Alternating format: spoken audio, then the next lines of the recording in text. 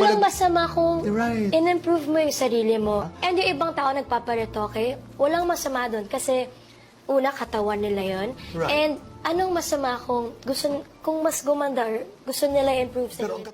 To all my friends in the LGBT community who make our lives even more colorful, thank you.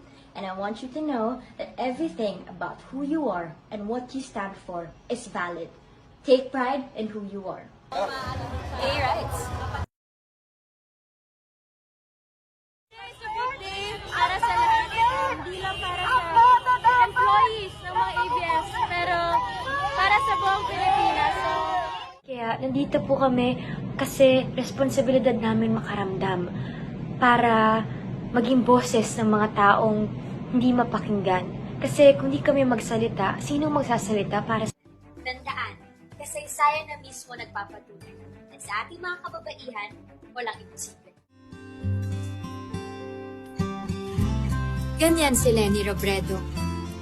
Dahil kapag siya ang naging pangulo, ang mga plano't pangarap nating maayos na bansa at magandang buhay para sa lahat ng Pilipino, magiging posible, magiging totoo.